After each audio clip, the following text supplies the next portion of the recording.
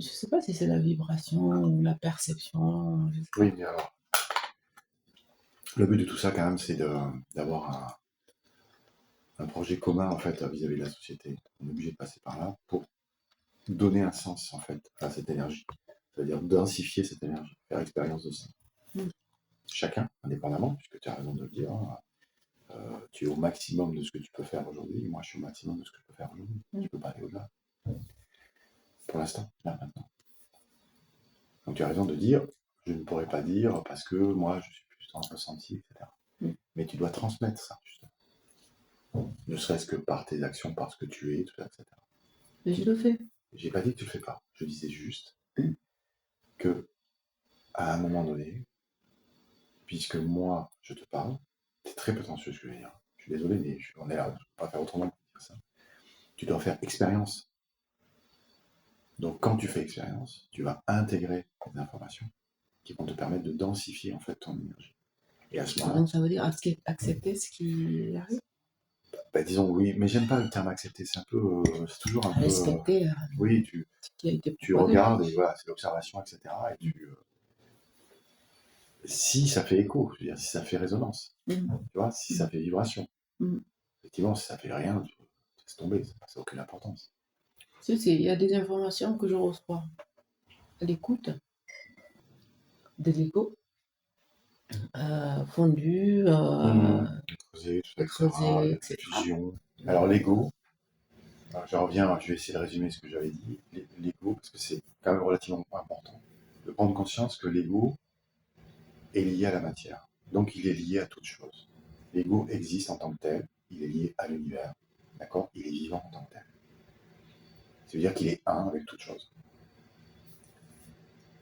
Il est là pour qu'il y ait un équilibre à travers l'univers. Okay.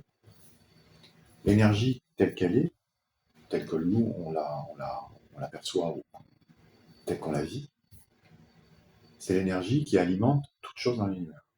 Mais cette énergie, elle a pas de nom, elle a rien si tu veux. Elle est là juste pour donner son énergie à la force qui permet de retenir en fait l'univers comme il est et de le laisser en équilibre en structure. En fait, tu veux dire que l'énergie qu'on a nous permet de soutenir l'univers. Par contre, là où je sais, là où j'ai cette information, c'est que notre ego est existant en tant que tel et que nous avons choisi, ou on a choisi ensemble, tout être humain, de revenir dans ces matrices, d'accord, pour le bien de l'humanité. Je parle bien pour le bien de l'humanité puisque nous revenons dans notre humanité. Mmh. Ça veut dire qu'en fait, au cours des générations, on a fait expérience, on a densifié notre énergie, nos énergies sont reparties, on est revenu. On peut parler de réincarnation, on peut parler de ce que l'on veut. Okay, mais effectivement, notre énergie qu'il y a dans notre intérieur, et là on va parler de creuser. Pourquoi on parle de creuser? C'est que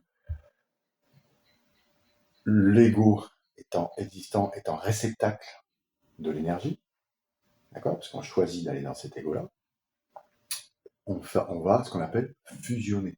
Donc l'ego, c'est le creuset. L'ego, c'est le creuset. D'accord. C'est la matière qui va permettre Et de dedans, retenir. ils mettent la lumière qui est l'âme et Voilà. Donc on va ce qu'on appelle fusionner. D'ailleurs, le creuset, quand on transforme du métal, c'est dans un creuset, on va faire fusion, on va fusionner. D'accord. On va faire fusion pour faire fondre. D'accord. À la différence que nous, notre énergie va fusionner avec notre ego. C'est là où ça devient compliqué entre l'énergie, l'ego, tout ça, etc. Il y a un lien fondamental. Où est l'expérience? Quand on fait l'expérience, comment on peut le faire? Quelle est notre réalité, etc. Parce qu'on a fusionné avec notre ego. Donc à partir du moment où on a fusionné avec notre ego, c'est pour ça qu'il faut respecter notre ego, parce que notre ego n'appartient pas à l'énergie, si tu veux. Il appartient à l'univers. Donc du fait, il faut, si j'ai foi en l'univers, il faut respecter aussi tout ce qui fait partie de l'univers, donc l'ego, la matière, etc., donc l'humain. Et à partir de là, c'est puisqu'on a décidé de revenir dans nos corps avec une certaine densité, c'est de comprendre pourquoi on est revenu. Ça veut dire qu'on n'a pas eu assez d'informations, on va faire encore expérience de l'ego qui nous est offert. Pour pouvoir se libérer.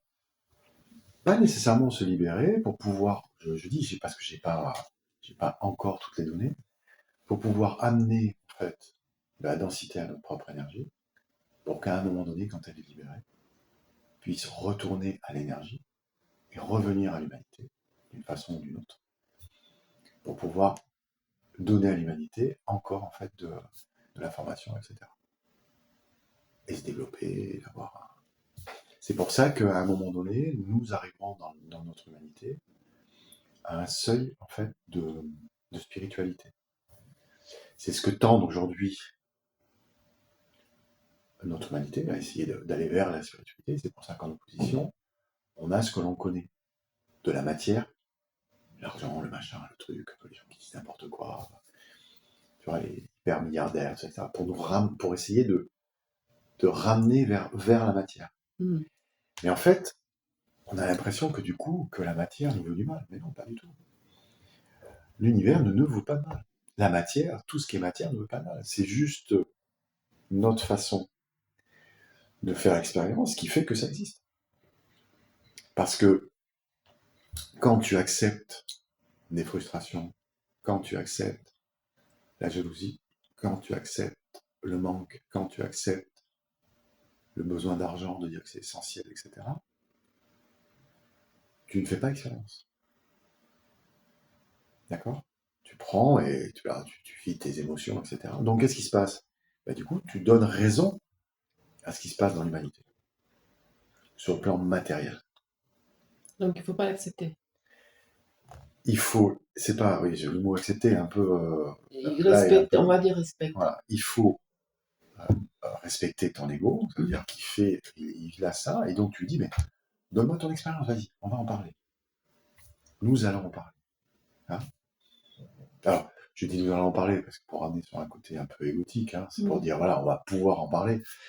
Mais c'est pas ça. Comme on est fusionné à notre ego, on va ressentir l'émotion qu'il va recevoir.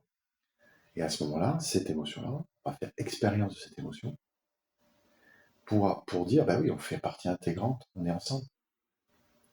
Donc moi, je suis en lien avec l'énergie de l'univers. Fais-moi expérience. Et tu vas voir, ça va bien se passer. Pourquoi? Parce que on doit prendre conscience de notre réalité au quotidien. On doit prendre conscience de notre détachement par rapport à notre réalité. On doit prendre conscience à l'observation, que finalement, si on observe, c'est l'univers entier qui nous observe. On n'est pas seul. Que l'univers ne veut pas de mal à ce moment-là. Que toute chose est liée. Qu'on est en lien avec tout être, toute fonction, tout n'importe quoi qui existe dans le monde, de toute façon. En bien ou en mal. D'accord? Parce que l'humanité va te dire c'est bien ou c'est mal. Mais en fait, il n'y a pas de mal, il n'y a pas de bien. C'est ton ego qui va faire expérience, qui va t'apporter les informations. Si tu décides que c'est mal, tu ne fais pas expérience. Si tu décides que c'est bien, tu ne fais pas expérience. C'est d'accepter que la meilleure des choses qui puissent nous arriver, c'est d'être dans le non-ressenti. Puisque finalement, c'est le vide, c'est le rien, qui fait très peur à l'ego, d'accord? Mais ça ne veut pas dire qu'il faut expliquer à l'ego, ça ne veut pas dire qu'il n'existe pas. À chaque instant, on est capable de comprendre qu'on est dans notre réalité, tout ça se passe normalement.